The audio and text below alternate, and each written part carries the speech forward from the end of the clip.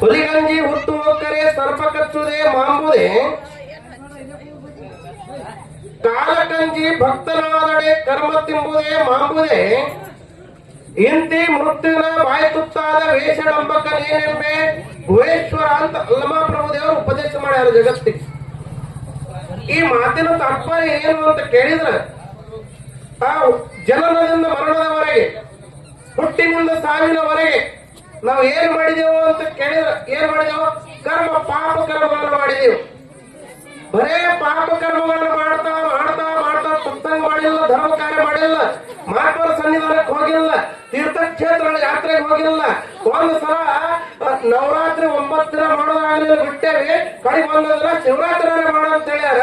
ಶಿವರಾತ್ರಿ ಶಿವೋದಿನ ಇಷ್ಟು ಜನ ಎಲ್ಲ ಮಹಾತ್ಮರ ಒಂದು ದರ್ಶನ ಆಶೀರ್ವಾದ ದಯಪಾಲಿಸ್ತಾರಂದ್ರ ಅಲ್ಲಿನೂ ಹೋಗಿ ನಮ್ಮ ಕೈಯಲ್ಲಿ ಕೂಡುವುದು ಆಗಂಗಿಲ್ಲ ಅಂದ್ರೆ ಮತ್ತೆ ನಾವು ಪಾಪ ಕರ್ಮವನ್ನೇ ಮಾಡ್ತಾ ಇದ್ದೇವೆ.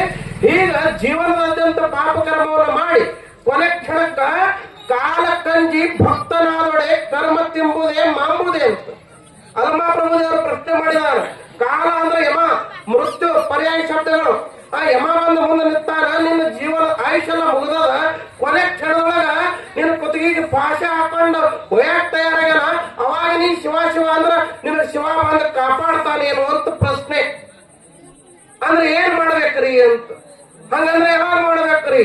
ನೆರೆಕೆನ್ನೆಗೆ ತೆರೆಗಲ್ಲಕ್ಕೆ ಶರೀರ ಗೂಡು ಹೋಗದ ಮುನ್ನ, ಹಲ್ಲು ಹೋಗಿ ಬೆನ್ನು ಬಾಗಿ ಅನ್ಯರಿಗೆ ಹಂಗಾಗದ ಮುನ್ನ, ಕಾಲ ಮೇಲೆ ಕೈಯನ್ನೂರಿ ಕೋಲು ಹಿಡಿಯದ ಮುನ್ನ, ಮುಪ್ಪಿಂದ ಪಡೆಯದ ಮುನ್ನ, ಮೃತ್ಯು ಮುಟ್ಟದ ಮುನ್ನ ಪೂಜಿಸು ನಮ್ಮ ಕೂಡಲ ಸಂಗಮ ದೇವರ ಅಂತ ಇನ್ನೊಂದು ಮಾತು ಬರೀತಾರ.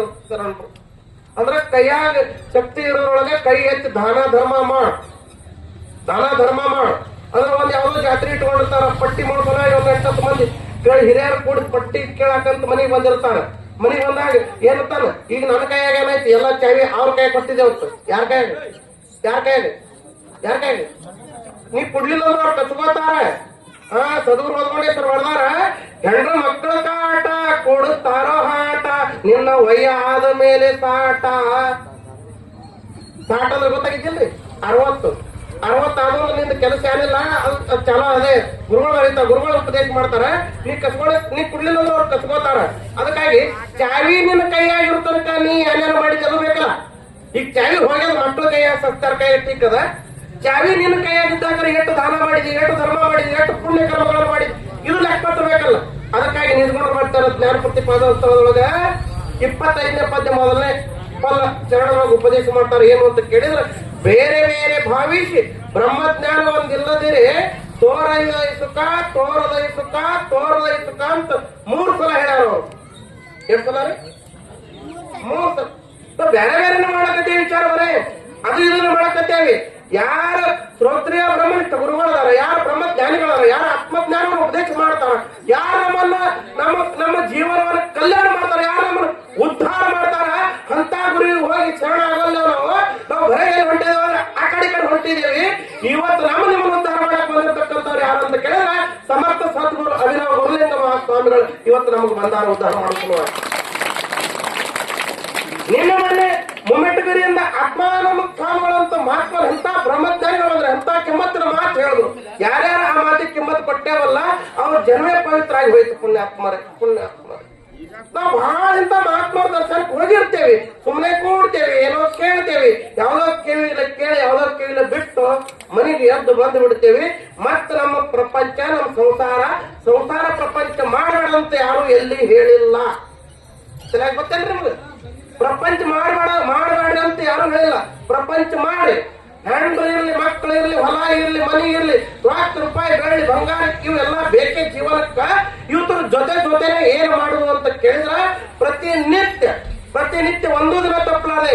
ಈಗ 7 ದಿನ ಶಾಸ್ತ್ರ ಕೇಳಿದೆವು, ಮುಗಿತಲ್ರಿ ಪ್ರಶ್ನೆ ಒಬ್ಬೊಬ್ರಿಗೆ. ಈಗ 7 ದಿನ ಶಾಸ್ತ್ರ ಕೇಳಿದೆವು, ಇದ್ರ ಮೇಲೆ ಮುಗಿತೇನ್ರಿ?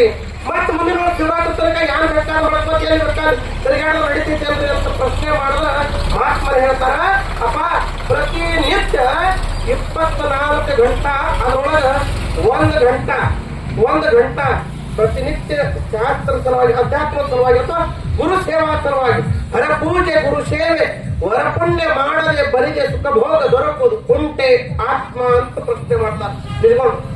ಅಲ್ಲ ಹರಪೂಜೆ ಮಾಡಿಲ್ಲ ಗುರು ಸೇವಾನ ನಿನಗೆ ಗುರುತೇ ಇಲ್ಲ. ನಿನಗೆ ಸುಖ ಸಿಕ್ಕತ್ತೇನೋ?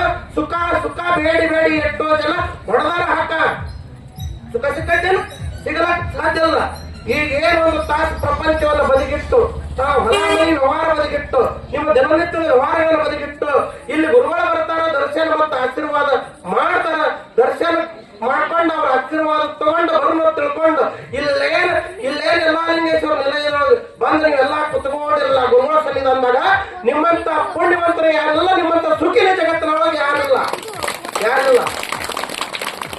ಆ ಪ್ರಶ್ನೆ ಏನ್ ಬರ್ತಲ್ಲ, ಇವತ್ತು 7 ದಿನ ಕೇಳಿದೇವೆ. ಇನ್ನು 365 ದಿನದಾಗ 7 ದಿನ ಹೋಯ್ತು, 358 ದಿನ ಇನ್ನು ಬರುವಂತ ಮುಂದೆ 358 ದಿನ ಏನ್ ಬೇಕಾದ್ರೆ ಮಾಡೋದು ನಡೀತಿದೆ ಅಂದ್ರೆ ಅಂತ ಪ್ರಶ್ನೆ ಮಾಡಿದಾಗ ಗುರುಗಳು ಒಂದು ದೃಷ್ಟಾಂತ ಕೊಡ್ತಾರ.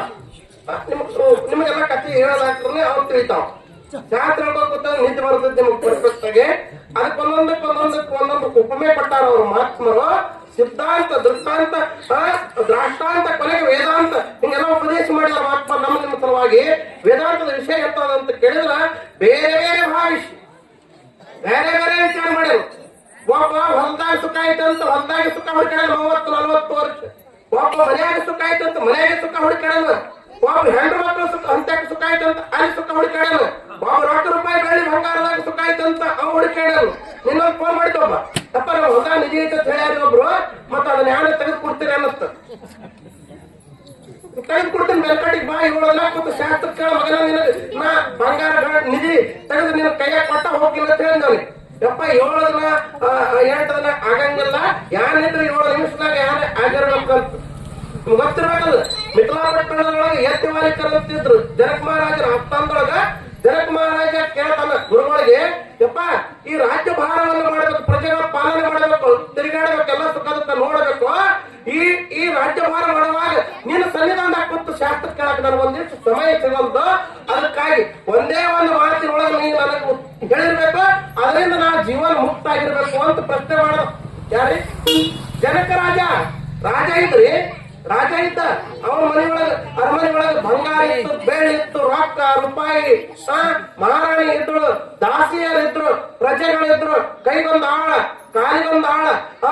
ಏನ್ರೇ ಬಂಗಾರ ತುತ್ತು ತಿಂದು ಕಣ್ಣು ಮುಚ್ಚಿ ಕಣ್ಣು ತರ ತುಂಬು ಮಚ್ಚ ಮೇಲೆ ಕೂತು ರಾಜ ಕಣ್ಣು ಮುಚ್ಚಿ ಕಣ್ಣು ತೆತ್ತಿದ್ದ. ಅವನಿಗೆ ಯಾಕೆ ಬೇಕಾಗಿತ್ತು ಶಾಸ್ತ್ರ ಕೇಳೋದು, ಗುರು ಸನ್ನಿಧಾನಕ್ಕೆ ಹೋಗೋದು? ಗುರುಗಳ ತಂದು ತನ್ನ ಆಸ್ಥಾನದಾಗ ಇಟ್ಟುಕೊಂಡು ಗುರುವಿನ ಸೇವಾ ಮಾಡಿ, ಗುರುಗಳಿಗೆ ಏನೇನು ಬೇಕೆಲ್ಲ ಕೊಟ್ಟು ಗುರುವಿನ ತೃಪ್ತಿ ಮಾಡಿ ಆತ ಸೇವಾ ಮಾಡಿದ್ದ ಅಂತ ರಾಜ ಕೇಳ್ತಾನೆ. ಕುದುರೆ ಮೇಲೆ ಕೊಂಡ್ರಲಾಕತ್ತಾನೆ. ಹಿಡ್ದಾನು. ಒಂದು ಕಾಲ್ ಮ್ಯಾಲ ಮೇಲೆ ಇರ್ತಾನ, ಇದೊಂದು ಕಾಲ್ ಹಿಂಗ ಹಾಕಿ ಕುದುರೆ ಮೇಲೆ ಕೊಂಡ್ರೊಳಗ ನೀವು ನನಗೆ ಉಪದೇಶ ಮಾಡ್ಬೇಕು, ನನಗೆ ಏನಾಗ್ಬೇಕಂದ್ರೆ ಕೈವಲ್ಯ ಆಗ್ಬೇಕು ಅಂತ ಕೇಳದ. ಗುರುಗಳು ಹೆಸರಿದ್ರು ಎಲ್ಲಿ ಮಾಲೀಕರ ಬ್ರಹ್ಮಚಾರಿಗಳು ಅಂತ ಕೇಳಿದ್ರ ಜನಕ ಮಹಾರಾಜಗೆ ಉಪದೇಶ ಮಾಡ್ತಾರ. ರಾಜ ನಿನ್ನಂತ ಪ್ರಶ್ನೆ ಇನ್ನೂ ತನಕ ಯಾರು ಮಾಡಿಲ್ಲ. ನೀನೇ ಧನ್ಯ. ಇಷ್ಟೆಲ್ಲ ರಾಜ್ಯವನ್ನ ಆಳಿ, ಇಷ್ಟೆಲ್ಲ ಪ್ರಜೆಗಳನ್ನು ಪಾಲನೆ ಮಾಡಿ, ಇಷ್ಟೆಲ್ಲ ಮಾಡ್ತಾ ಇದ್ರು ಕೂಡ ಜೀವನ ಮುಕ್ತ ಆಗ್ಬೇಕಂತ ನಿನಗೆ ಅಪೇಕ್ಷೆ ಆಗಿರಲ್ಲ, ಜೀವನ ಮುಕ್ತ ಆಗ್ಬೇಕಂತ ನಿನಗೆ ಹಂಬಲ ಆಗಿರಲ್ಲ. ನಿನ್ನಂತ ಭಾಗ್ಯವಂತರು ಯಾರಿಲ್ಲ ರಾಜ. ಕೇಳುವಂತಂದ್ರು ಗುರುಗಳು ಉಪದೇಶ ಮಾಡಿದ್ರು ಏನು ಅಂತ ಕೇಳಿದ್ರೆ, ರಾಜ ಮಹಾರಾಜ್ ಈ ಕಣ್ಣಿಗೆ ಕಾಣುವಂತ ಇದು ಏನು ಇದೆಲ್ಲ ಜಗತ್ತ, ಇದು ಮಿಥ್ಯ ಅಂದ್ರೆ ನಶ್ವರ. ಇದು ಹಾಳಾಗಿ ಹೋಗುವಂತ ಜಗತ್ತಿದು ಕಣ್ಣಿಗೆ ಕಾಣೋದು. ಕಣ್ಣಿಗೆ ಕಾಣೋದಂತ ಒಂದು ಚೈತನ್ಯ ಅದಲ್ಲ, ಅದೇ ಚೈತನ್ಯ ನೀನಿದ್ದಿ. ಅದಕ್ಕೆ ಏನಂತಾರ ಅಂತ ಕೇಳಿದ್ರ ಬ್ರಹ್ಮ ಅಂತ ಕರೀತಾರ. ಈ ಜಗತ್ತು ಮಿಥ್ಯ, ಬ್ರಹ್ಮ ಸತ್ಯ. ಇದು ಒಂದು ಮಾತು ತಿಳ್ಕೊಂಡ್ರೆ ನೀನೇ ಜೀವನ ಮುಕ್ತ ಅಂತ ಹೇಳಿಬಿಟ್ರು ಗುರುಗಳು. ಒಂದೇ ಮಾತು. ಈ ಮಾತ ಎಲ್ಲರ ಕ್ವಾಟ ಹೋಗಿ ಪ್ಯಾಟ್ಯಾಗ ತಿರುಗಾಡೋದಾದ್ರೆ ಸಿಗಂಗಿಲ್ಲದಲ್ಲಿ. ಬಾಗಲಕೋಟೆ ಹೋಗಿ ಪ್ಯಾಟ್ಯಾಗ